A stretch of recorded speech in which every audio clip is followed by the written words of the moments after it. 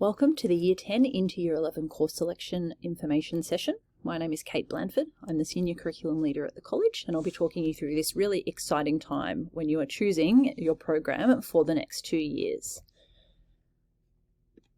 So it's really important to remember that at this point in time, your choice and your decision making is around whether you're going to choose to do a VCE or a VCE vocational major program. In terms of what that looks like, all of our Year 11 students complete 12 units or 6 subjects. So a unit is 1 semester of a subject. Every subject has 2 units across the year. And it's important that when we're thinking about our VCE or our VCVM programs, we're selecting subjects that we are willing to commit to across the 2-year course, which is the 2 years that we need to undertake the subjects in order to complete that VCE or VCVM certificate. Now, all of these subjects and all of the information around the VCE does not happen at a school level. This is all managed by the Victorian Curriculum and Assessment Authority, or VCAA. So they oversee both the VCE and the VCVM program. They set regulations regarding what it means to be successful and able to complete each of these certificates, and they determine the curriculum, so the content, the skills and the knowledge that students study, and the way that that is assessed across each of the subjects. So as a Year 10 student, you need to think about what you are going to be doing for the next 2 years. So regardless of whether you complete a VCE or a VCE vocational major, at the end of those 2 years, we hope that you will be leaving the college with a Year 12 pass and one of those 2 certificates. But what those 2 certificates look like can vary somewhat depending on the types of subjects that you choose and where you see yourself going after school. So here are 4 examples of what a Year 11 curriculum program could look like for students here at Hoppers. So if you select a VCE stream, you're going to need to sign up to one of the English subjects, and we have 3 of them that we offer here. We have English, EAL for students who qualify, or literature. It's compulsory to do one of the Englishes, and then a VCE student then selects 5 subjects that they're interested in to suit their needs, their interests, or their potential pathways after school. Some students might want to do an academic VCE program, but they might also be interested in doing a more hands-on practical subject, so they might choose a VCE with VET. So the same thing, English is a compulsory part of that program, or EAL, or literature. Our students can choose a vocational education and training course, which is offered by either a school or a local TAFE provider, plus 4 additional VCE subjects. Some students might have already made some decisions around the VCE slightly earlier and have already undertaken Year 11 VCE Unit 1 and 2 throughout their Year 10 program. So those students will need to take up English, EAL or literature. We hope very much that they'll continue into Units 3 and 4 of their VCE subject they have already commenced in Year 10, and then they select 4 additional Unit 1 and 2 subjects. If a student chooses to move into the vocational major pathway, they complete a suite of subjects which are determined as part of the VM, and they must also include a VET course. They are also allowed to choose a free choice VCE subject as part of that program as well. So if you have a look here, you can see the array of different subjects that we offer at Year 11 across the VCE curriculum. And there is a huge range of subjects that we offer based on the selections that the students make, where students tell us what they're interested in studying. Across the 2 years, students need to complete 16 units of their subjects. So if we think about this, students enroll in 12 units for 6 subjects at Year 11, and then 10 additional units across Year 12. When we talk about a unit, we're talking about a semester of work, and so our students have to complete a certain number of units, as you can see here, across the 2 years in order to qualify and graduate with a VCE certificate. There are a couple of provisos within those 16 units, one of which is that all students must complete 3 units of English or EAL or literature, and that must include both of the units, Units 3 and Unit 4, at Year 12. Students also must, across that program, complete successfully 3 other sequences, so that's Unit 3 and Unit 4, of Year 12 subjects across that Year 12 year. And then once all of those units are combined, with those key criteria met, students then become eligible to receive a VCE certificate. If you think about what that could look like across Year 11 and Year 12, here's a sample program. So our student has enrolled in English. They have to have an English as part of their timetable, but then they've chosen subjects based on their personal interests and perhaps the pathway options that they want to have open to them when they finish school. So we can see our student here has chosen health and human development, psychology, general maths, a vocational education and training, so a VET subject, dance, and then PE, physical education. What we can see here is that our student has had some ups and downs academically, and you can see that they have achieved an S result for the majority of their units.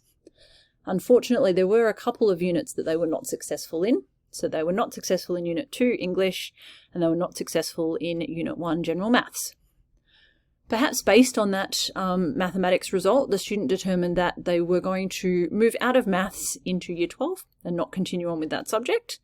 In order to qualify for their VCE certificate, though, they had to continue on with English to ensure that they had both the Unit 3 and Unit 4 for English there in order to be successful. If students choose the vocational major, the VCE VM program, this is a senior secondary qualification that provides a real-world approach to learning using real-life situations.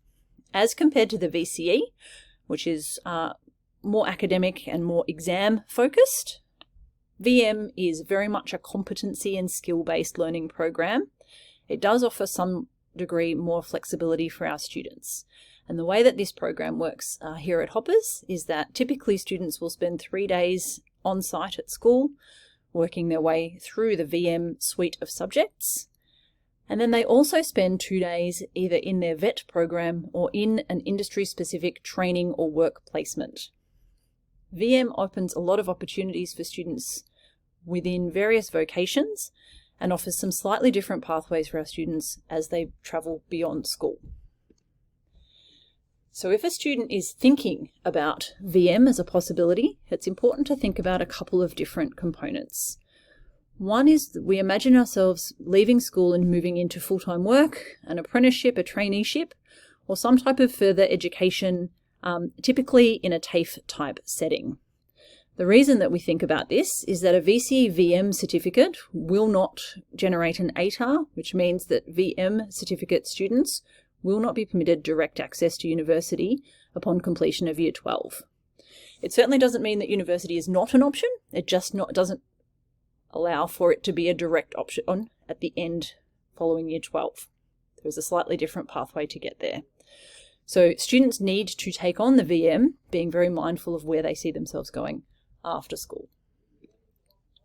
So if we think about what the options can look like for our Year 10 student, if you choose a VCE pathway and you qualify and graduate with a VCE certificate, you have a lot of options available to you after school.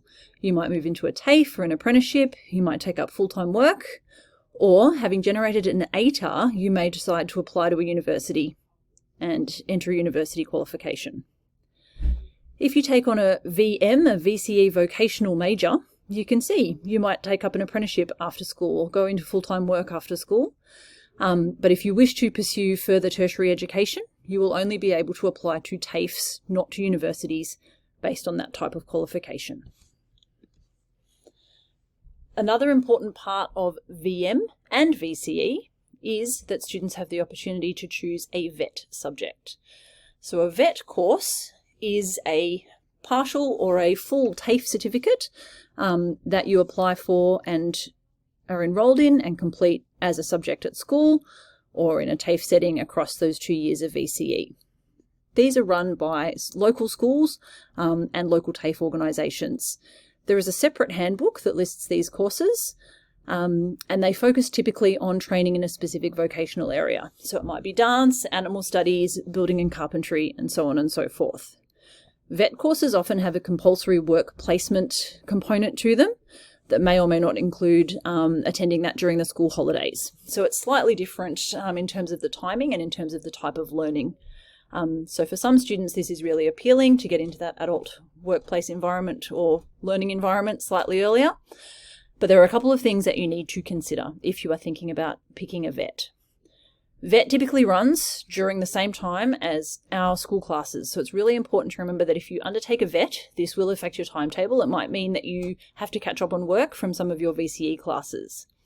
If you're a VCE student, we will only recommend that you complete a VET that runs on a Wednesday afternoon, and sometimes those might run until 5 p.m. If you're a VCE VM program, you have a little bit more flexibility. You're able to undertake your VET learning on either a Wednesday or a Friday because there's a little bit more flexibility in your timetable. If you become a VCE student, you might want to start thinking a little bit about entering into tertiary education after school and how your ATAR will be calculated. So at the end of your VCE certificate, you will receive internal results, so results based on assessment tasks completed in school, and external results based on externally run exams. For each of your subjects, you will receive a study score out of 50, and those study scores combine to calculate your ATAR. So the ATAR is calculated based on your English result, your next best 3 subjects, plus 10% of your 5th subject or 10% of your 6th subject if you choose to do one. It's important to think about what you might need in terms of including results for your ATAR based on prerequisites for university courses that you might be interested in also. So what this might look like is the ATAR is calculated based on your Unit 3 and Unit 4 results plus your external VCAR exam.